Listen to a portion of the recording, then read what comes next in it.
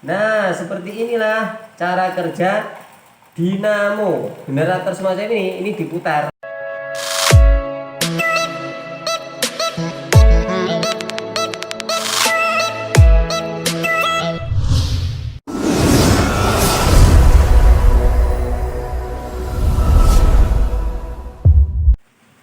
Halo, assalamualaikum warahmatullahi wabarakatuh, sahabat Prima yang berbahagia. Kali ini jumpa lagi bersama saya Ustaz Zaini di channel kesayangan kita, yaitu Klinik IPA, ruang belajar dan berbagi pengetahuan. Kali ini saya akan melakukan percobaan Faraday ya. Kalian ngerti generator enggak?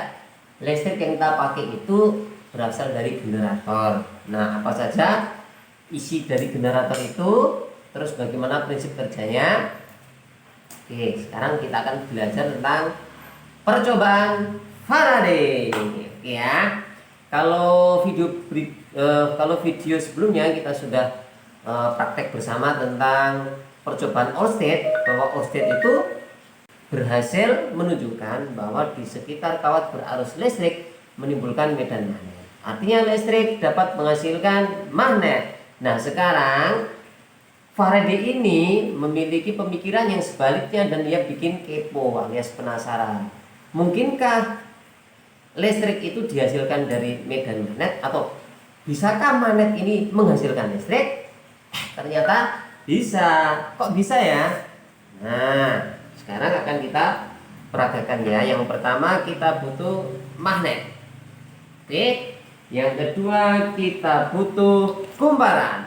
Ini dia kumparan. Ini kumparannya 500 kali lilitan. Terus ini yang 1000 ya. Kita butuh salah satunya saja misalnya ya. Boleh 1000. Terus kemudian kita perlu alat detektor arus. Oke. Ini dia alat detektor arus. Namanya galvanometer. Ini bisa mengukur arus atau juga mengukur tegangan. Ini tinggal digeser. Oke, berikutnya pelengkapnya kita butuh kabel tarang. Oke, baik. Sekarang bagaimana cara memperhatikannya? Ini dia kumparan ini sama magnet ini akan kita buktikan bahwa dari kedua benda ini bisa menghasilkan listrik.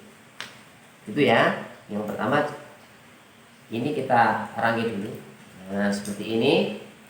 Terus kemudian kita masukkan ke sini.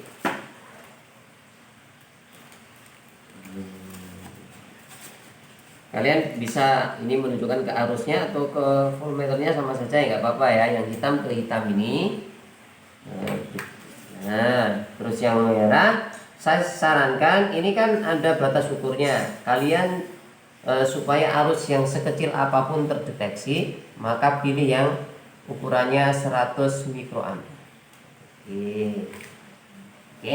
Perhatikan nanti kalau jarum galvanometer ini bergerak-gerak, berarti ada arus listriknya. Sekarang dalam kondisi tidak ada arus listriknya ya.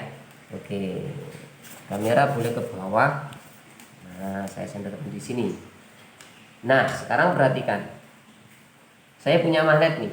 Saya punya magnet. Nah, perhatikan jarumnya. Oke. Nah, seperti ini. Nah, berarti ketika jarum ini bergerak, maka sudah menghasilkan listrik. Nih, perhatikan. Kok bisa ya? Nah, inilah rahasia Tuhan ya.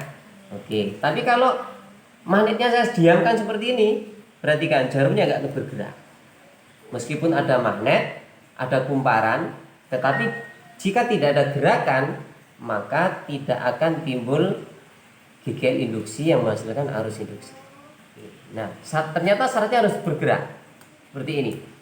Nah, inilah yang menjadi prinsip dasar kita membuat generator. Makanya generator atau dinamo itu harus digerakkan terlebih dahulu. Ya. Nah, kenapa harus digerakkan? Begini, sahabat klinik IPA. Magnet ini akan menimbulkan garis gaya medan magnet. Oke. Ketika saya dekatkan ke kumparan, maka garis gaya medan magnet ini akan menembus kumparan ini. Dan syarat supaya terjadi arus listrik, maka harus ada perubahan garis gaya medan magnet yang menembus kumparan ini. Harus berubah. Nah, supaya terjadi perubahan maka harus digerakkan.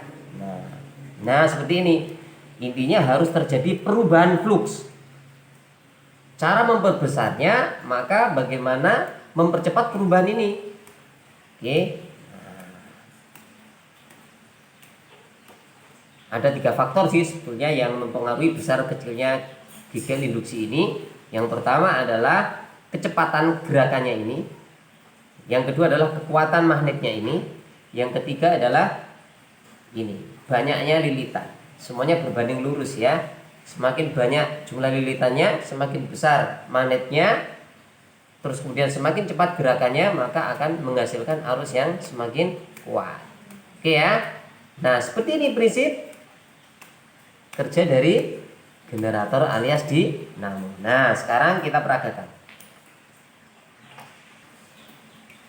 Ini isinya kumparan, bisa saya putar. Oke. Supaya bisa menghasilkan arus yang stabil, perputarannya stabil, maka dibuatlah semacam ini. Oke. Nah, di sini ada kumparan, maka akan kita buktikan. Kita sambung di sini ya. Ini ada sikatnya nih. Sikatnya ini untuk mengantarkan arus yang dihasilkan. Oke, di sini ya. Ini harus diputar supaya terjadi perubahan flux. Bergerak enggak? Coba perhatikan jarumnya. Bergerak enggak?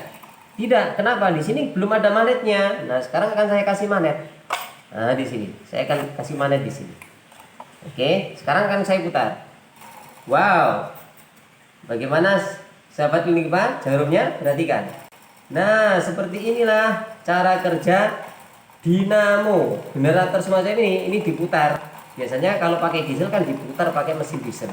Nah, perhatikan. Jadi arusnya jadi stabil. Nah.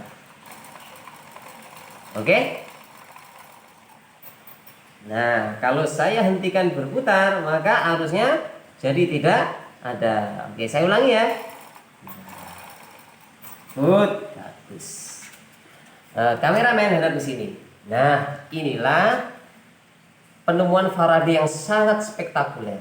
Dengan penemuan Faraday ini, maka seorang teknisi atau seorang perancang alat bisa merancang sebuah generator yang mampu menghasilkan listrik yang sangat bermanfaat bagi hidup kita. Jadi, listrik yang kita nikmati saat ini yang diproduksi oleh PLN itu menggunakan jasa dari Michael Faraday yang menggunakan kumparan dan magnet untuk menghasilkan sebuah aliran listrik. Itu ya. Nah, syaratnya harus digerakkan, harus terjadi perubahan flux yang menembus kumparan. Oke sahabat pending Pak, begitu percobaan kita kali ini. Ini adalah prinsip dasar dari sebuah dinamo. Terima kasih, sampai ketemu di video berikutnya. Bye bye. Assalamualaikum warahmatullahi wabarakatuh.